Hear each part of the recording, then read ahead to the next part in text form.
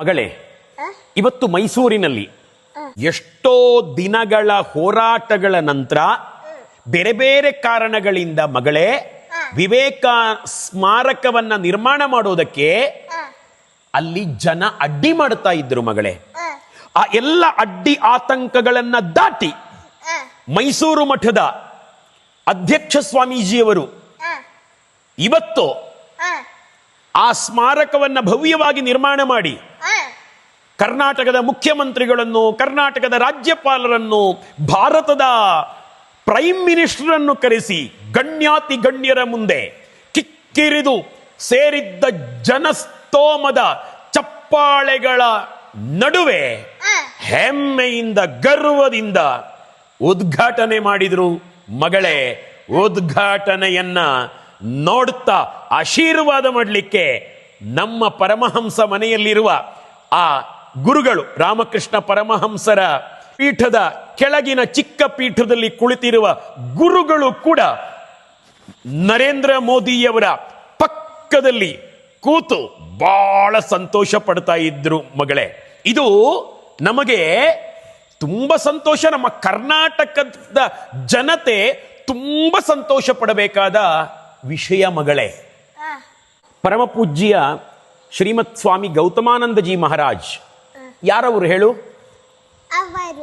ಅವರು ನಮ್ಮ ಗುರುಗಳು. ಅವರ ಘನ ಉಪಸ್ಥಿತಿಯಲ್ಲಿ ಭಾರತದ ಗೌರವಾನ್ವಿತ ಪ್ರಧಾನಮಂತ್ರಿಗಳಾದ ನರೇಂದ್ರ ಮೋದಿಜಿಯವರು, ಅದೇ ರೀತಿ ಘನತೆವೆತ್ತ ಕರ್ನಾಟಕದ ರಾಜ್ಯಪಾಲರು ಮತ್ತು ಕರ್ನಾಟಕದ ಮುಖ್ಯಮಂತ್ರಿಗಳಾದ ಡಿ ಕೆ ಶಿವಕುಮಾರ್ ಅವರು, ಹೀಗೆ ಗಣ್ಯಾತಿ ಗಣ್ಯರ ಮುಂದೆ ಒಂದು ವಿವೇಕಾನಂದ ಸ್ಮಾರಕ ಉದ್ಘಾಟನೆಯಾಯಿತು ಮಗಳೇ. ಮಗಳೇ, ಯಾಕೆ ಅದು ಅಷ್ಟು ಮಹತ್ವ ಅದಕ್ಕೆ ಅಂತ ಗೊತ್ತಿದೆಯಾ? ನಮ್ಮ ಸ್ವಾಮೀಜಿ ಇದ್ದಾರಲ್ಲ ಮಗಳೇ, ನನಗೆ ನನ್ನ ಬದುಕಿನಲ್ಲಿ ತುಂಬಾ ಇನ್ಸ್ಪೈರ್ ಆದವರು. ಹೌದು, ಸ್ವಾಮಿ ವಿವೇಕಾನಂದರು. ಅವರು ಮೈಸೂರಿಗೆ ಬಂದಿದ್ದಾರೆ ಮಗಳೇ. ಅವರು ಮೈಸೂರಿಗೆ ಬಂದಿದ್ದಾರೆ. ಮೈಸೂರಿನಲ್ಲಿ ಇವತ್ತು ಉದ್ಘಾಟನೆ ಆಯ್ತಲ್ಲ ವಿವೇಕ ಸ್ಮಾರಕ, ಅದೇ ಜಾಗದಲ್ಲಿ ಅವರು ವಿಶ್ರಾಂತಿ ತಗೊಂಡಿದ್ದಾರೆ. ಅದೆಷ್ಟೋ ದಿನಗಳ ಕಾಲ ನಿದ್ದೆ ಮಾಡಿದ್ದಾರೆ ಅಂತ. ಅಲ್ಲಿ ಒಂದು ನಿರಂಜನ ಮಠ ಅಂತ ಇತ್ತು ಆ ಕಾಲದಲ್ಲಿ. ಅಲ್ಲೊಂದು ಅನಾಥಾಶ್ರಮ ಇತ್ತು. ಅದು ಬಿಡು ಮಗಳೇ, ಇವರನ್ನ ಬೆಂಗಳೂರಿನಲ್ಲಿ ಸರ್ ಕೆ ಶೇಷಾದ್ರಿ ಅಯ್ಯರ್ ಅಂತ ಹೇಳುವ ಮೈಸೂರು ಸಂಸ್ಥಾನದ ದಿವಾನ ನೋಡ್ತಾರೆ ಸ್ವಾಮೀಜಿಯವರನ್ನ. ಸ್ವಾಮೀಜಿಯವರ ಬುದ್ಧಿಮತ್ತೆಯನ್ನ, ಸ್ವಾಮೀಜಿಯವರ ಪುಂಖಾನುಪುಂಖವಾಗಿ ಮುತ್ತು ಉದುರಿಸಿದಂತೆ ಉದುರಿಸಬಲ್ಲ ಅವರ ವಾಗ್ಮಿತೆಯನ್ನ ಬಹಳ ಇಷ್ಟಪಟ್ಟು ಅವರಿಂದ ಪ್ರಭಾವಿತಗೊಂಡು ಅವರನ್ನ ಮೈಸೂರು ಸಂಸ್ಥಾನಕ್ಕೆ ಕರ್ಕೊಂಡು ಬರ್ತಾರೆ ಮಗಳೇ ದಿವಾನರು. ಆಗ ಮೈಸೂರನ್ನ ಆಳ್ತಿದ್ದ ಮಹಾರಾಜರು ಯಾರು ಗೊತ್ತಾ? ಚಾಮರಾಜೇಂದ್ರ ಒಡೆಯರ್ ಅಂತ. 10ನೇ ಚಾಮರಾಜೇಂದ್ರ ಒಡೆಯರ್ ಮೈಸೂರನ್ನ ಆಳ್ವಿಕೆ ಮಾಡ್ಲಿಕ್ಕೆ ಶುರು ಮಾಡಿದ್ದಷ್ಟೇ. ಅವರಿಗಿಂತ ಹಿಂದಿನ ಮಹಾರಾಜರನ್ನ ಬ್ರಿಟಿಷ್ ಗವರ್ಮೆಂಟ್ ಏನ್ ಮಾಡಿತ್ತು ಗೊತ್ತಾ? ಅವರ ಕೈಯಿಂದ ಅಧಿಕಾರವನ್ನ ಕಿತ್ಕೊಂಡು ಬ್ರಿಟಿಷ್ ಸರ್ಕಾರವೇ ಆಳ್ವಿಕೆ ಮಾಡ್ಲಿಕ್ಕೆ ಶುರು ಮಾಡಿತ್ತು. ಸ್ವಾಮೀಜಿಯವರು ಬರೋ ಹೊತ್ತಿಗೆ ಮಾತ್ರ ಅವರ ದತ್ತು ಪುತ್ರ ಆದ ಈ ಚಾಮರಾಜೇಂದ್ರ ಒಡೆಯರನ್ನ ಮಹಾರಾಜ ಅಂತ ಮಾಡಿ ಬ್ರಿಟಿಷ್ ಸರ್ಕಾರವೇ ಕಂಟ್ರೋಲ್ ಅಲ್ಲಿ ಇಟ್ಕೊಂಡಿತ್ತು. ಆ ಟೈಮಲ್ಲಿ ಮೈಸೂರು ಅರಮನೆಗೆ ಸ್ವಾಮೀಜಿಯವರು ಬಂದರು. ಸ್ವಾಮೀಜಿಯವರ ಹೃದಯ ಎಂಥದ್ದು ಅಂತಂದ್ರೆ ಮಗಳೇ, ಮಹಾರಾಜರನ್ನ ನೋಡ್ಲಿಕ್ಕೆ ಅರಮನೆಗೆ ಬಂದ ಸ್ವಾಮೀಜಿಯವರಿಗೆ ಎಂತ ಲಕ್ಸುರಿ ವ್ಯವಸ್ಥೆ ಆಗ್ತದೆ ಅಲ್ವಾ?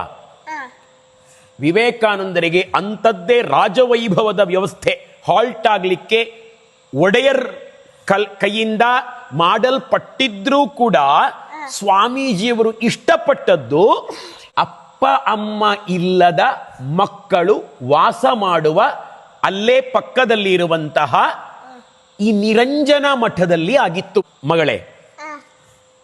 ನೋಡು, ಮಹಾರಾಜರ ಜೊತೆಗೆ ಅರಮನೆಯಲ್ಲಿ ನಿದ್ದೆ ಮಾಡೋದು ಒಳ್ಳೇದೋ, ಅಪ್ಪ ಅಮ್ಮ ಇಲ್ಲದ ಬಡ ಮಕ್ಕಳಿರುವ ಆಶ್ರಮದಲ್ಲಿ ಮಕ್ಕಳ ಜೊತೆಗೆ ನಿದ್ದೆ ಮಾಡೋದು ಒಳ್ಳೇದೋ? ಸ್ವಾಮೀಜಿಯವರು ಅವರ ಕರುಣೆ ನೋಡು, ಮಕ್ಕಳ ಜೊತೆ ಅವರು ಎಷ್ಟೋ ದಿನ ನಿದ್ದೆ ಮಾಡ್ತಾ ಇದ್ರು, ವಿಶ್ರಾಂತಿ ತಗೊಳ್ತಾ ಇದ್ರು. ಆ ಪ್ಲೇಸ್ ಇದೆಯಲ್ಲ ಮಗಳೇ, ಅಂತ ಒಂದು ಮೆಮೊರೇಬಲ್ ಪ್ಲೇಸ್ ಅದು ರಾಮಕೃಷ್ಣ ಮಠದ ಆಡಳಿತದಲ್ಲಿ ಇದ್ರೇನೆ ಅದು ಚಂದ. ಕೆಲವರು ಹೇಳ್ತಾರಂತೆ, ಪಾಶ್ಚಾತ್ಯರು, ನನಗೆ ಒಬ್ರು ದೊಡ್ಡ ವಿದ್ವಾಂಸರು ಹೇಳಿದ್ದು, ಭಾರತೀಯರಿಗೆ ಇತಿಹಾಸದ ಕಾಳಜಿ ಇಲ್ಲ ಅಂತ. ಹಾಗಾಗಬಾರದು. ವಿವೇಕಾನಂದರಂತಹ ಮಹಾನ್ ಗುರುಗಳು ಬಂದ ಜಾಗಗಳನ್ನ ಸ್ಮಾರಕವನ್ನಾಗಿ ಮಾಡಲೇಬೇಕು ನಾವು ಭಾರತೀಯರು ಅಂಥದ್ರಲ್ಲಿ ಸೋಲಬಾರದು. ಧರ್ಮ ಎಲ್ಲಿ ನಡೀತದೋ ಆವಾಗ ಮಾತ್ರ ಆ ರಾಜ್ಯದಲ್ಲಿ ಕಾಲಕಾಲಕ್ಕೆ ಮಳೆ ಬರುತ್ತದೆ ಮಗಳೇ. ಕಾಲಕಾಲಕ್ಕೆ ಬೆಳೆದು ಫಸಲು ಕೊಡಬೇಕಾದ ಕೃಷಿ ಸಂಪತ್ತು ಕೂಡ ಚೆನ್ನಾಗಿರ್ತದೆ ಮಗಳೇ.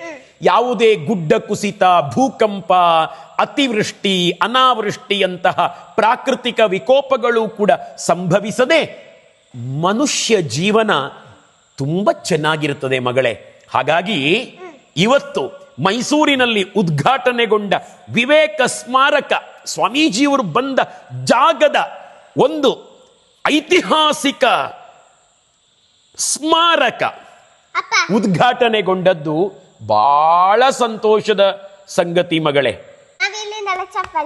ಇಲ್ಲಿಂದಲೇ ಚಪ್ಪಾಳೆ ತಟ್ಟುವ. ವೆರಿ ಗುಡ್, ಚಪ್ಪಾಳೆ ತಟ್ಟುವ. ಇವತ್ತಿಗೆ ಈ ಮಾತು ಸಾಕು. ಅರ್ಪಣೆ ಮಾಡು. ಶ್ರೀರಾಮಕೃಷ್ಣ ಅರ್ಪಣಮಸ್ತು.